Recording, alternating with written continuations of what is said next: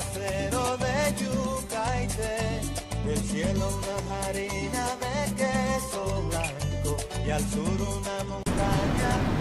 En primer lugar quiero agradecer especialmente primero a Luis Machado, que fue muy buen anfitrión y tuvo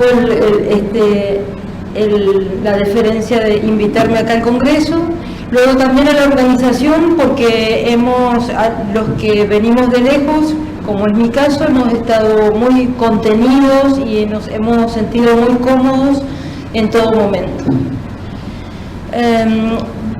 En primer lugar, les voy a explicar que vengo de un Instituto Nacional de Tecnología Agropecuaria de Argentina, que es un instituto estatal de investigación y de extensión.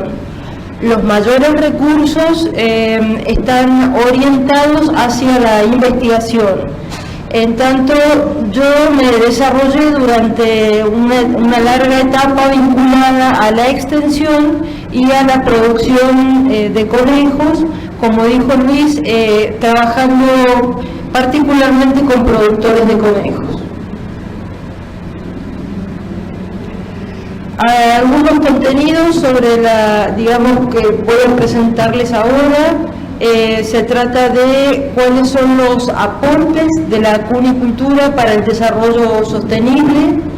Luego voy a hablar algo muy breve sobre población mundial y el proceso de globalización y cuáles son los aportes de la cunicultura al desarrollo humano. Luego, muy brevemente, sobre Mendoza y su producción, que es el lugar en donde vivo y trabajo.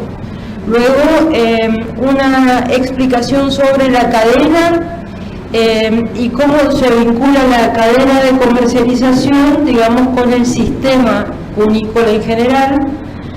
Finalmente, unas definiciones con respecto a la investigación, el desarrollo y la innovación. Y por último, algunas reflexiones acerca del trabajo que hemos realizado y qué cosas hemos aprendido como para compartir.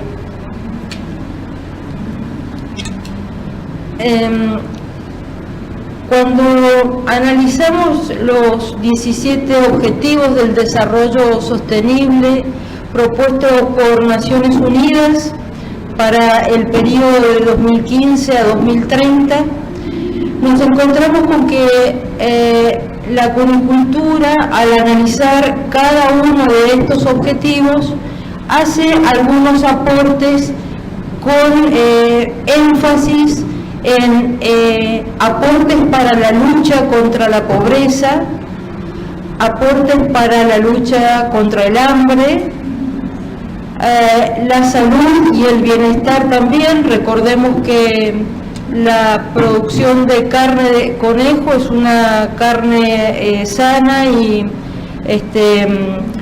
que mejora la alimentación de gran parte de la población mundial. Luego también hacemos algunos aportes desde la cunicultura, es decir, todos los que estamos acá, con respecto al trabajo decente y al crecimiento económico. Luego nos vamos a detener un poco más adelante de la presentación sobre cuáles son los aportes que podemos hacer desde el punto de vista de la innovación. Y por supuesto, al hacer aportes sobre la lucha contra la pobreza, también estamos haciéndolo con respecto a la reducción de las desigualdades. Y finalmente estamos, como dije, viéndolo con la mirada de la cadena, es decir, que estamos produciendo y consumiendo un producto, y en ese sentido también queremos compartir digamos, también hacemos algunos aportes a los objetivos del desarrollo.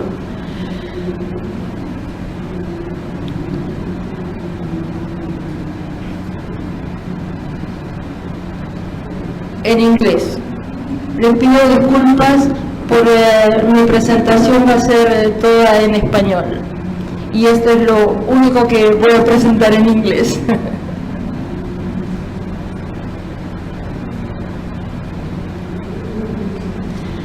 Bueno, cuando pensamos en el desarrollo humano es bueno situarnos como una mirada de contexto mundial. En estos días hemos tenido muy interesantes disertaciones y es obligatorio en un sentido situarnos a escala mundial. Por eso me permití pensar en que la población mundial actual es de 7.500 millones de personas, con una perspectiva, una estimación para el año 2050 de 10.000 millones de personas. Brasil hace un aporte bastante significativo a la población mundial, es uno de los países más poblados del mundo, con más de 200 millones de habitantes. Luego, regreso al anterior, acá. La globalización, digamos, es un proceso que nos va atravesando como habitantes del mundo. Podemos decir que es un proceso social, económico, tecnológico y político y cultural de escala mundial. Ya muy pocos lugares en el mundo quedan aislados del proceso de globalización, porque de una u otra manera nos van atravesando a todos. El uso de los teléfonos móviles ha sido algo que ha revolucionado todo el mundo, especialmente en comunidades más alejadas que tienen acceso a los teléfonos móviles. Han acercado mayormente todavía a esas poblaciones y comunidades con el mundo entero. ¿Qué es, digamos, como para definir la globalización? Bueno, podemos decir que es una creciente comunicación e interdependencia entre todos los países y va uniendo los mercados, las sociedades y las culturas. Cada vez hay más movimiento de personas y la cultura se va homogeneizando de alguna manera o entrelazando. Sin embargo, a pesar de que esta primera descripción podría ser un proceso positivo y muy interesante, sin embargo, podemos ver algunas cuestiones o aspectos negativos. En ese sentido vemos que las diferencias sociales aumentan y que surgen grandes movimientos migratorios de uno a otro lado del mundo, empujados por muchas razones, pero una de las razones es el hambre. Como para poner algunos números y compartir con ustedes, aproximadamente en el sentido de las diferencias sociales, en el 2010 alrededor de 400 personas millonarias, como se dice, la mayor riqueza en el mundo de 400 personas se equiparaba con la mitad de la población mundial más pobre. En el 2015, en vez de 400 personas, eran solo 60 personas, que equiparaba al resto de la población más pobre del mundo, a la mitad de la población más pobre del mundo.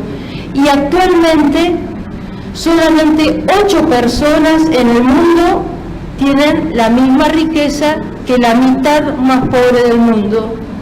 Entonces, estos números como revelan de alguna manera la polarización y la diferencia que se va acentuando como proceso. Bueno, por supuesto que si estamos hablando de aportes a la pobreza, vamos y el crecimiento de la población y la demanda mundial de alimentos, que también va a ir creciendo, hice una lista de cosas que yo creo que todos los que estamos sentados aquí ahora ya conocemos, pero me gusta repasarla. Como, ¿qué hace la acuicultura para mejorar el hambre del mundo? Bueno, una es que permite una producción de carne importante en espacios reducidos.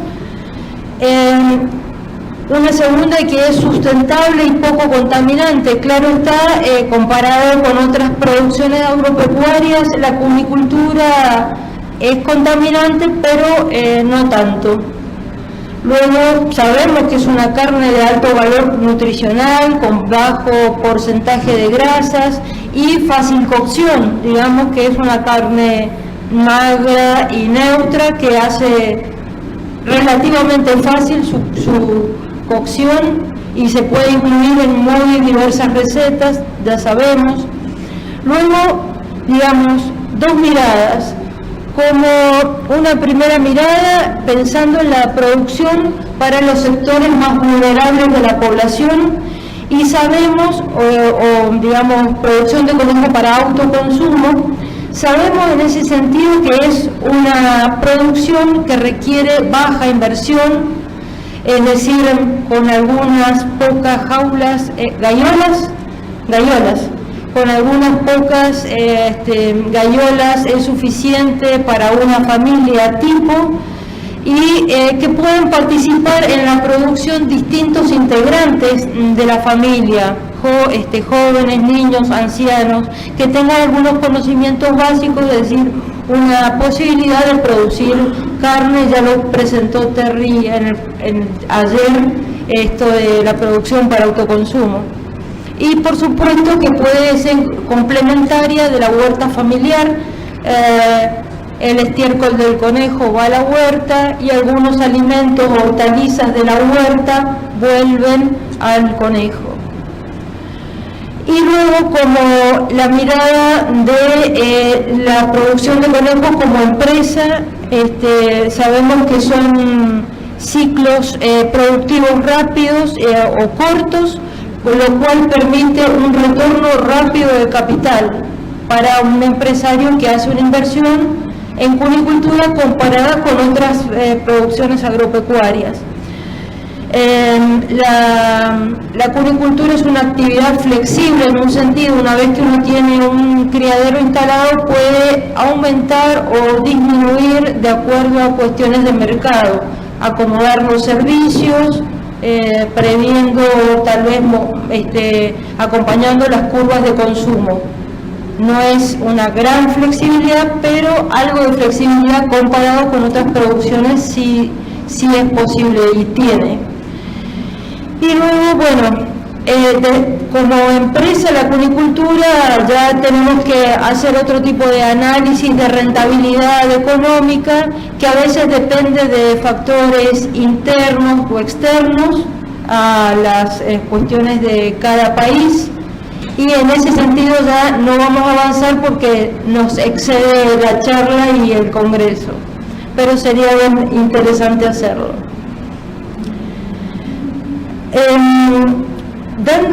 Mirando, digamos, cuáles han sido los tipos de productores en los que nosotros hemos trabajado desde Mendoza, hice una tipificación rápida, digamos, y superficial, no profunda, pensando en la cantidad de conejos que producían de acuerdo a sus criaderos.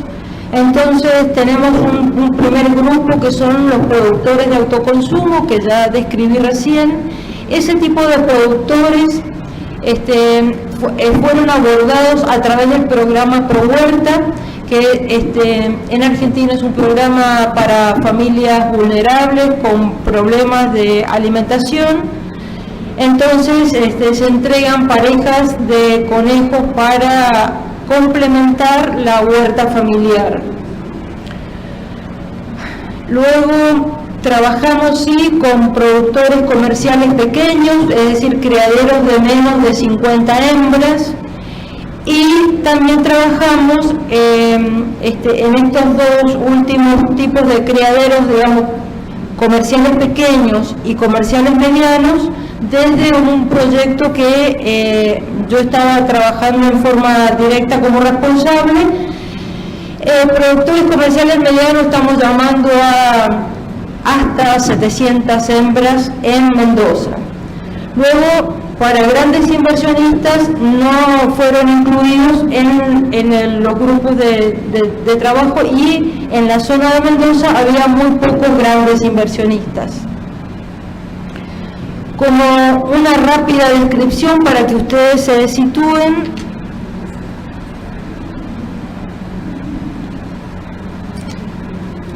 bueno, ustedes saben que Mendoza está situada en la zona central de Argentina, hacia el oeste, al pie de la cordillera de los Andes.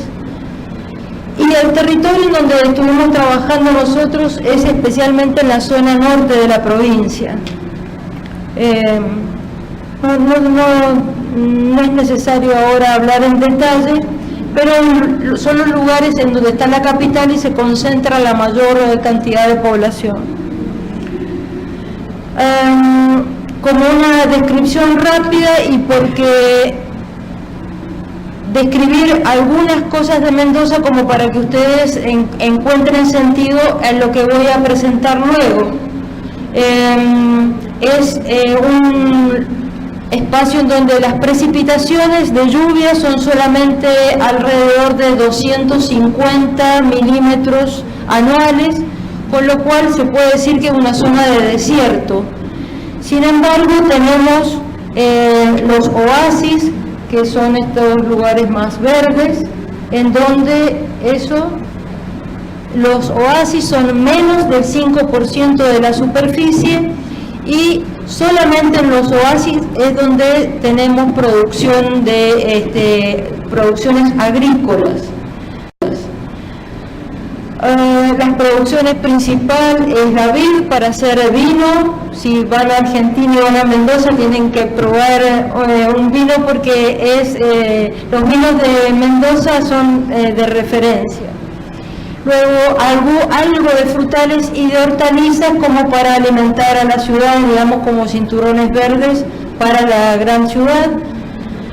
Luego, en la zona de secano, que es toda la otra zona, digamos, que aparece, que no está cultivada, hay especialmente ganadería. Es una ganadería extensiva, se crían caprinos y bovinos, pero imagínense que con una precipitación de 200 a 300 milímetros de lluvia es insuficiente para generar pastos de calidad. Sin embargo, con una muy reducida carga animal se produce algo de ganadería bovina y caprina.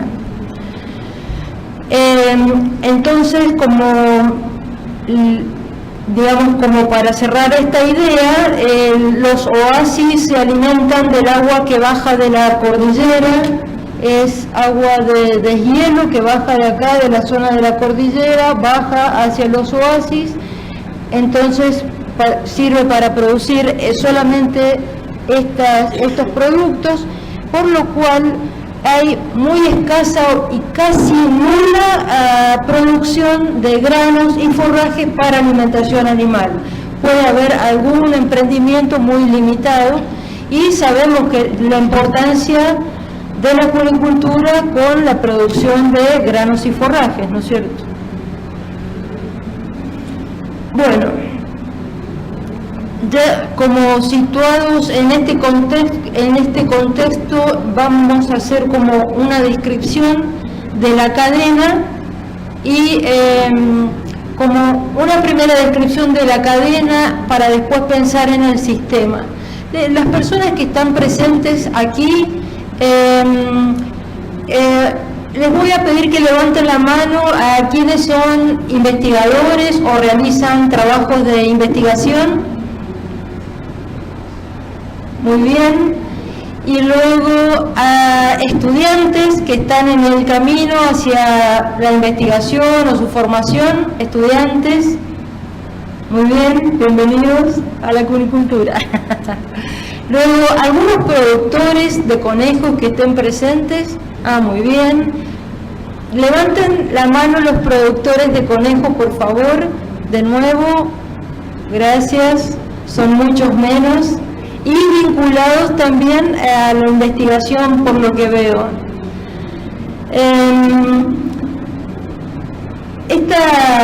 Y levanten la mano quienes trabajan desde el área de extensión, es decir, de trabajo con productores a través de la implementación de programas gubernamentales, algunos también. El objeto de describir la cadena y el sistema es para que podamos observar desde dónde nos estamos situando nosotros en esta diapositiva. En primer lugar tenemos la producción primaria, el criadero de conejos que produce carne principalmente, la mayor rentabilidad. Dejo de lado por lo que he estado observando acá en Brasil, la industria del conejo mascota o PET es mucho más importante que en Argentina, entonces no está considerado en la cadena, hago esa salvedad. Entonces de la producción primaria tenemos principalmente carne, algo de estiércol, que es bueno buscar canales de comercialización para aprovecharlo. Sabemos que es un estiércol de excelente calidad, y los cueros que, bueno, van a pasar por la faena, pero es bueno a veces recuperar el precio o una parte de la rentabilidad del criadero en estos tres elementos, por lo menos, es lo básico: carne, estiércol y cueros. Luego, si nos vamos hacia atrás de la cadena, vamos a encontrar los proveedores. Los proveedores son proveedores de insumos y de servicios. ¿Qué insumos? Bueno, alimento balanceado también en primer lugar. Luego las jaulas, gallolas y demás equipamientos para los galpones de producción. La parte sanitaria, tanto en la medicación, digamos, insumos veterinarios, como en los servicios del veterinario. Y luego la genética, a través de la compra de reproductores o de inseminación artificial, que también son proveedores de insumos y servicios para la producción. Luego podría ramificarse hacia atrás, pero nos vamos a ir hacia adelante.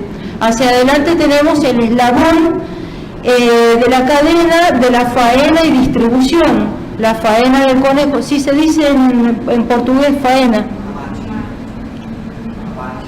Bueno, no me animo a repetir.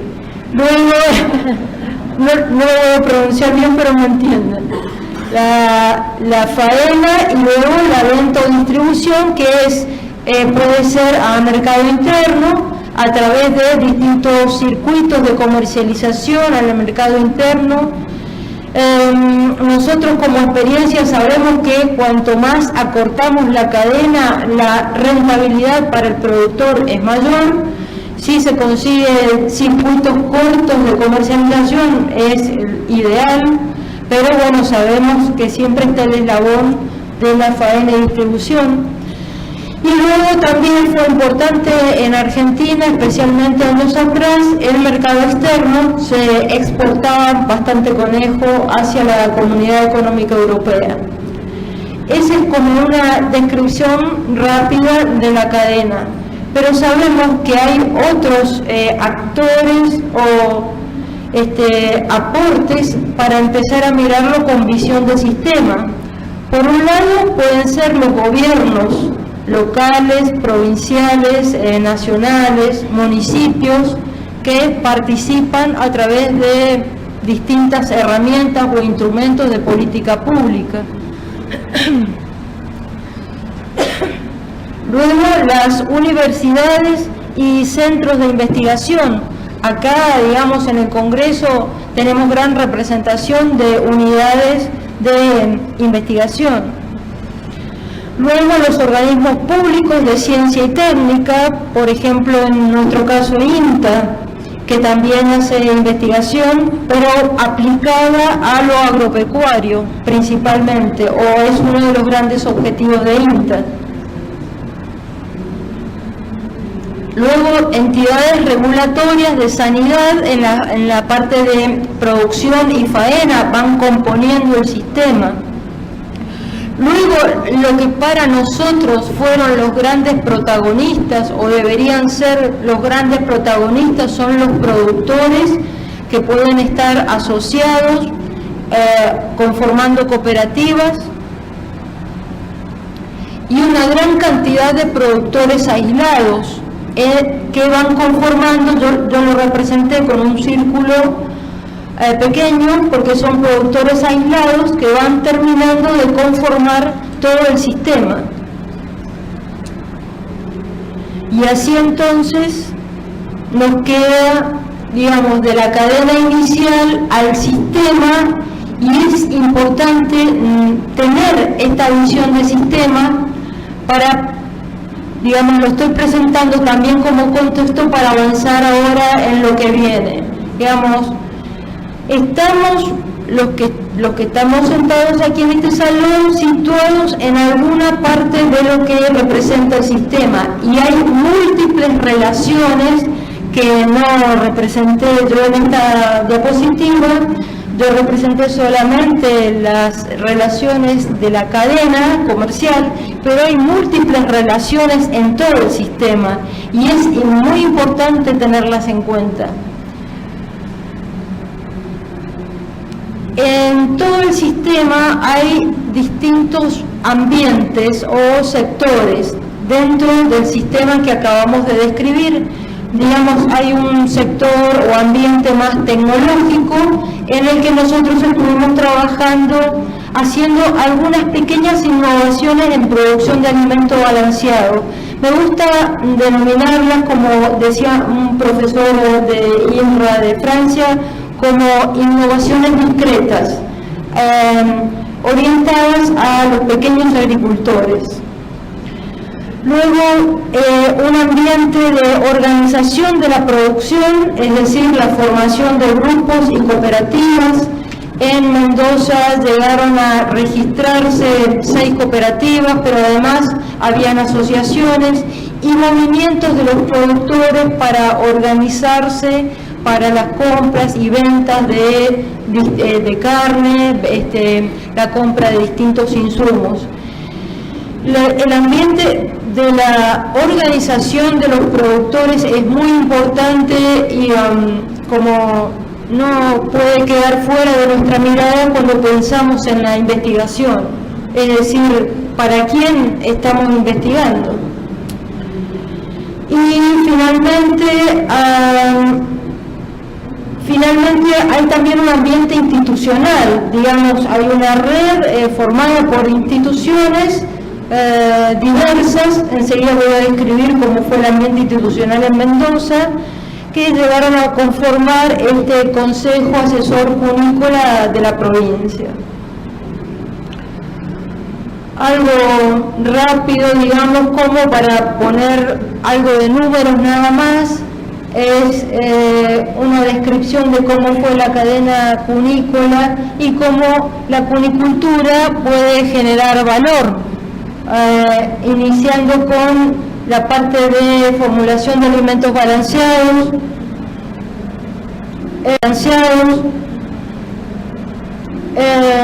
que requiere trabajo de investigación más duro, más técnico, y puede hacer grandes aportes que luego se trasladan a lo largo de toda la cadena. Luego viene, bueno, desde las fábricas la distribución de insumos estratégicos, que el alimento balanceado es un insumo estratégico en esta cadena. Luego la producción primaria, ahí puse algunos números, pero una estimación era que eran unos 60.000 toneladas de alimento balanceado en ese momento. Luego la producción de carne, y ahí, bueno, la parte más grande fue a mercado externo, por supuesto a través de mataderos y frigoríficos exportadores, fue a mercado externo y finalmente una distribución interna en el mercado en Argentina que fue en número mucho menor.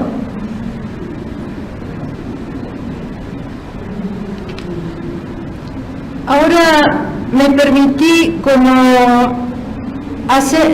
hice un trayecto, si bien desde la extensión, me preocupé por vincularme con sectores de investigación. Como en Mendoza no se trabajaba en investigación vinculada con la cunicultura, entonces busqué alianzas y busqué en la Facultad de Ciencias Agrarias, hicimos una buena alianza con algunos profesores de zootecnia. Es una facultad de ciencias agrarias vinculada netamente a lo agrícola y la vid y lo hortícola, pero muy netamente agrícola, pero hicimos buenas alianzas, nos complementamos bien. Entonces, como después de pasar un tiempo reflexiono acerca de qué aprendizajes pudimos hacer. Hicimos muchas cosas malas y algunas buenas que me gusta compartir. Podemos decir que la innovación es un fenómeno, mediante el cual se logra un determinado cambio vinculado con lo técnico, lo económico o lo social. Pero, digamos, para que un cambio o una variación tecnológica se convierta en innovación, tiene que estar asociada a dar una respuesta a necesidades del territorio, necesidades de los productores o de los fabricantes de alimentos, de los productores de genética, es decir, tiene que estar asociado claramente a alguna necesidad, para que una vez que logremos un resultado de una investigación sea apropiada por productores o empresas. Es muy importante entonces para la investigación observar e incorporar a quienes demanden investigación para que luego sea apropiada. Apropiada es tomada para sí mismo, digamos, por parte de los productores. Es más fácil encontrar espacios de investigación cuando las cadenas de valor o de comerciales mueven más dinero, es decir, cuando grandes empresas demandan investigación, es más sencillo y es más difícil hacer investigación cuando estamos pensando en pequeños productores o agricultura familiar, es decir, dar respuesta a pequeños productores con investigación, que es igualmente importante, ¿verdad? Y por supuesto, lograr innovación no quiere decir que se logre el desarrollo humano o social, van por carriles a veces separados. El desafío es unir la innovación con el desarrollo humano y social. Entonces, para lograr proyectos de desarrollo que tengan impacto, puede ser proyectos de investigación que tengan impacto, es necesario tres actores, digamos: el investigador, el extensionista y el productor, o quien esté demandando la investigación y el trabajo que estamos haciendo. Tiene que tener un sentido práctico. El productor es eminentemente práctico y pragmático y puede ser un muy buen aliado para guiar las investigaciones que estemos haciendo, para dar un sentido a la investigación y que luego sea apropiada y convertida en innovación. El extensionista muchas veces es el puente entre el investigador y el productor. No siempre, a veces podemos encontrar, fue mi rol en este caso que estoy compartiendo con ustedes, Mi rol fue de extensionista y de intermediar entre los productores y los investigadores de la Facultad de Ciencias Agrarias. Bueno, ¿cómo lograrlo? Bueno, en primer lugar hay que identificar los problemas locales que deben abordarse en forma prioritaria para el desarrollo del sector o de una comunidad. Primero, entonces, identificar el problema. En segundo lugar, sí, avanzar con innovación, la innovación puede ser tecnológica u organizacional, como dije recién, y finalmente avanzar en la apropiación de la misma. Sabemos que hay numerosos trabajos de investigación o papers que quedan guardados en algún lugar y no llegan a constituir innovación y no llegan a generar impacto ni llegan a producir desarrollo.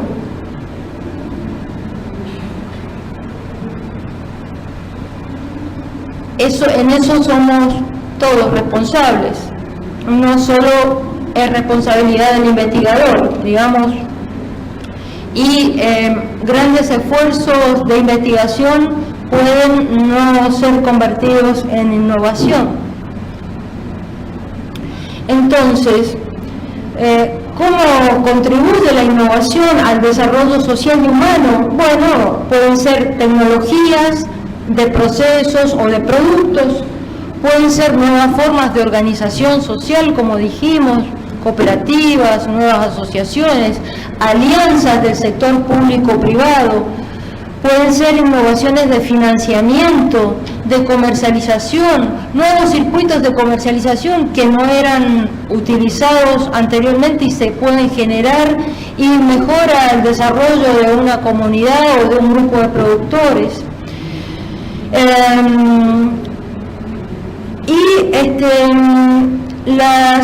Las iniciativas innovadoras aprovechan los recursos endógenos y exógenos, es decir, las iniciativas innovadoras deben aprovechar los recursos con los que se cuenta localmente y ser capaces de atraer recursos de afuera. Eso se consigue cuando las alianzas entre productores, extensionistas e investigadores, si se logran alianzas sólidas, se pueden atraer recursos al lugar o al sector. Y finalmente, el conocimiento que se genera, por supuesto, luego debe contribuir al desarrollo de políticas públicas.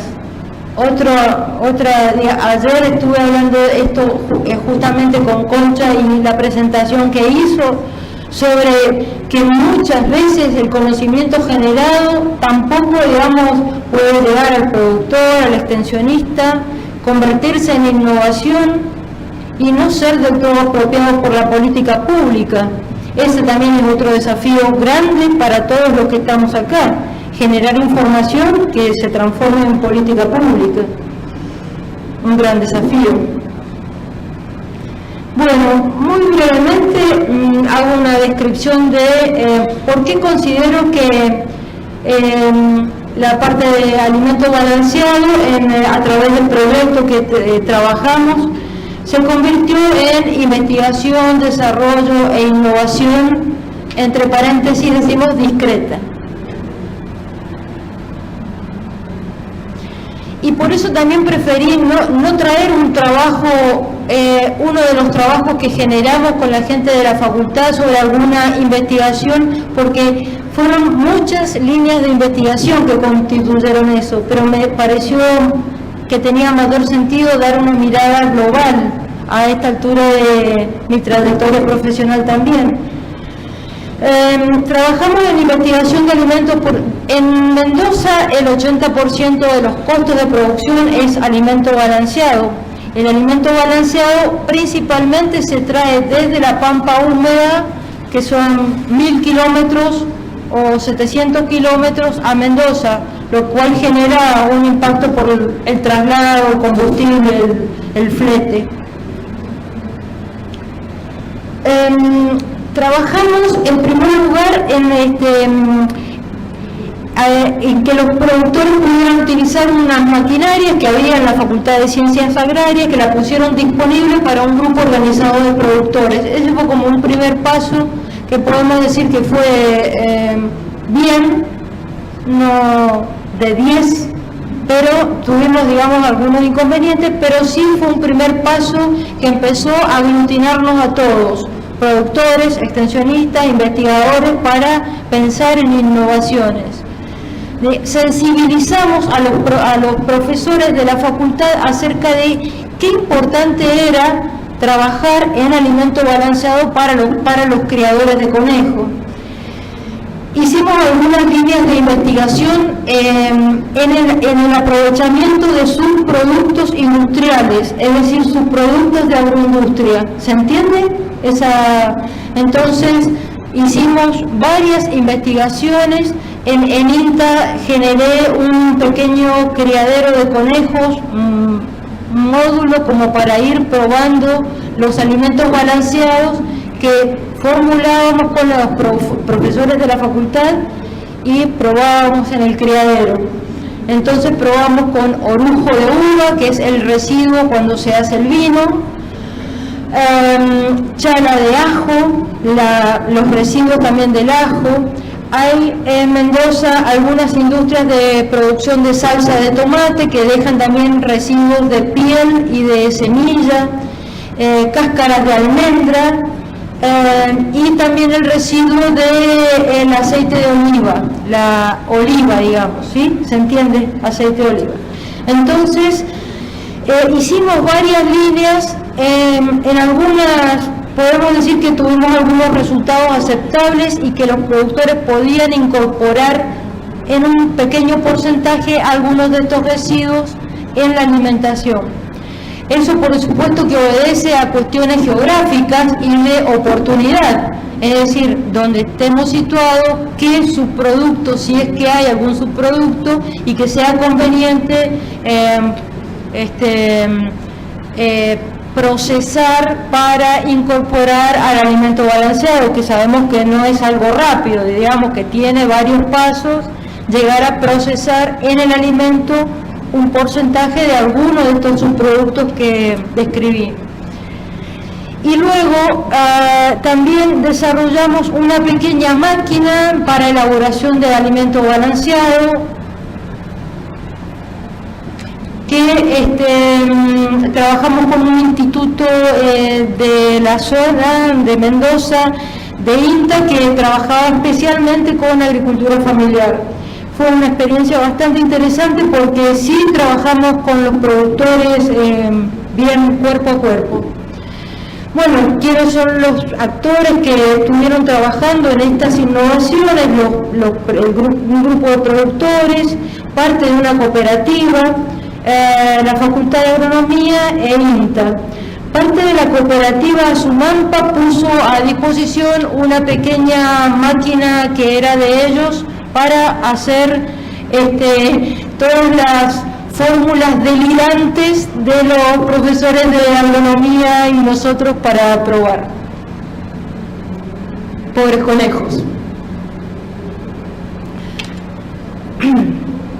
Ahora, como algo rápido también para tener en cuenta, fíjense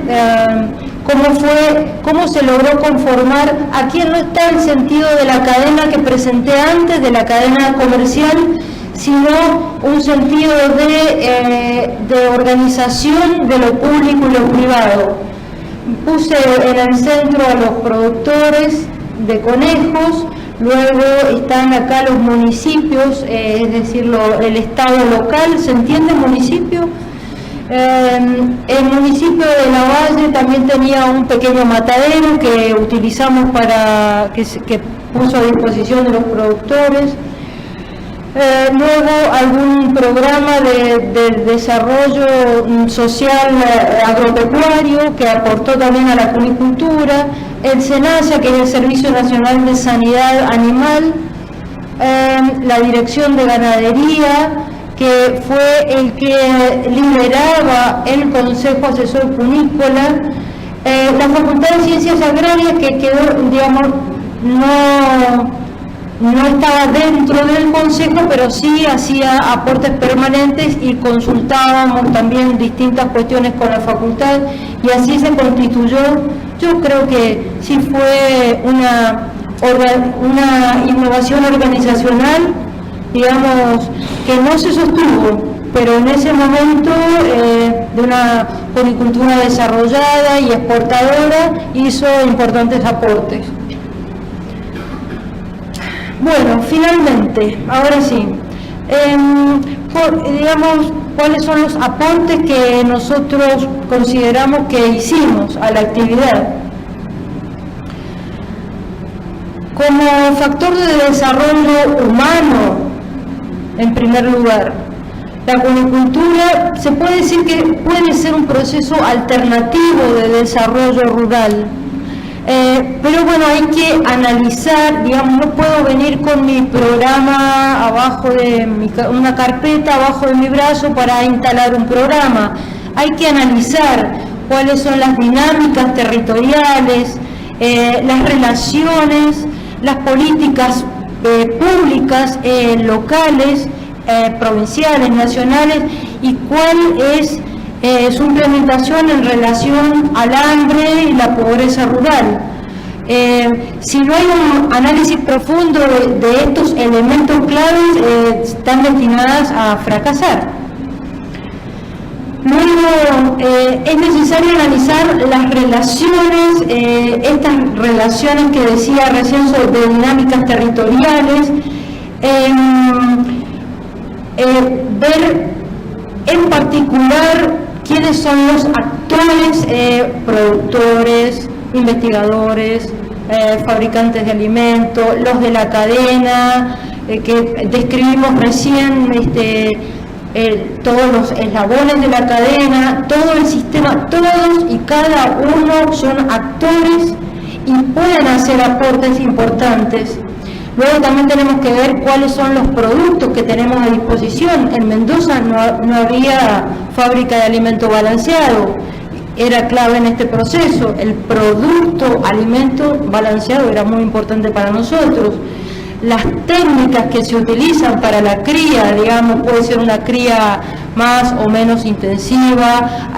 Terry habló sobre producción orgánica, hay nuevas demandas, por lo tanto van a haber nuevas técnicas para producir. El saber hacer de los productores es de gran valor porque da una plataforma para generar mejoras. ¿Qué sabe hacer el productor? Y a partir de ahí desarrollar más conocimiento y capacidades. Bueno, ¿cuáles son las instituciones que ya describimos? ¿Cómo se establecen las redes de vinculación entre todos? ¿Y cuál es la gobernanza, digamos, la relación del sector público y del privado en ese sentido? Otras cuestiones que hay que analizar es observar el anclaje de la actividad en el territorio, es decir, si forma parte de la cultura del local la producción o no, la proximidad geográfica entre productores e instituciones, o a veces pueden estar separados geográficamente, pero son próximos en lo organizacional, porque pueden estar adentro de una misma cooperativa, por ejemplo, y se sienten próximos. Luego, es muy importante siempre la acción colectiva, como las organizaciones de productores. Cada organización de productores merece a veces un análisis en particular, porque constituye capital social. Y luego, bueno, también el desarrollo de conocimientos, de competencias y de capacidades. Todas estas cosas que estoy nombrando y que merecen análisis particulares hacen al desarrollo humano y de comunidades rurales. No me detuve a describir el auge y un poco la caída el auge y la caída del desarrollo de la cunicultura en Mendoza, pero sí hicimos análisis en cuanto a que no todos los productores cayeron de la misma manera cuando enfrentamos problemas de mercado externo. Algunos productores fueron más fuertes. Esta palabra que se dice resiliencia de los productores se refiere a resistencia para seguir en la actividad. Bueno, hicimos un estudio de cuáles son los factores de resiliencia que habían contribuido a que algunos productores permanecieran. Uno fue buscar estos circuitos cortos de comercialización y vender en el mercado local. Luego, los criaderos flexibles que tuvieron capacidad de crecer y decrecer también, digamos, fueron uno de los factores. La pluriactividad, es decir, productores que tenían otras actividades, si bien no permite al productor concentrarse en la cunicultura, pero permite tener, decimos, huevos en diferentes canastas. Y bueno, por supuesto que el desarrollo de capacidades y de conocimientos en todo el sistema